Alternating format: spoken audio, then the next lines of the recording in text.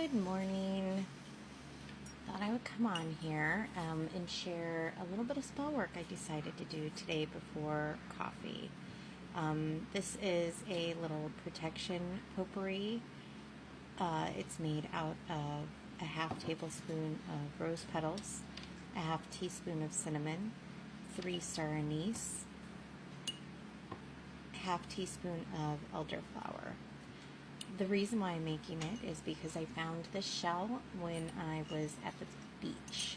My little neighbor girl, she's the daughter of my friend, came over and loved the shell. And I said, well, do you want it? And she said, absolutely. And then she asked, she said, can we put a blessing in this shell? And then I said, absolutely. So it took me a while to get to it. Better late than never.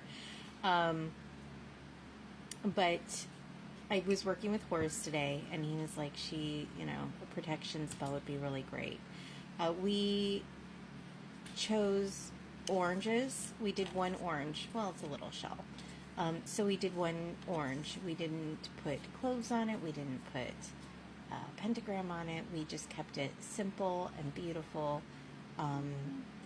Oranges are known for bringing in joy and happiness, prosperity, purification, abundance. They're associated with creativity and passion, clarity, sprinkled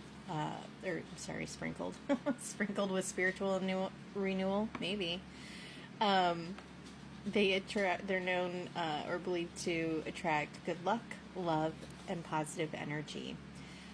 The rose petals that we're using in here, I actually use rose petals in my spell work a lot. It might be in every single spell that I have ever written or channeled. But although it is a good spiritual aid, or it could aid when connecting with the spiritual realm, when you're performing a ritual, it isn't for something like this.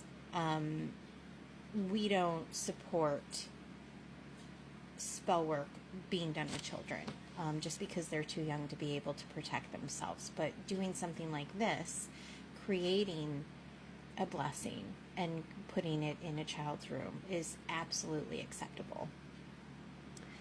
The rose petals are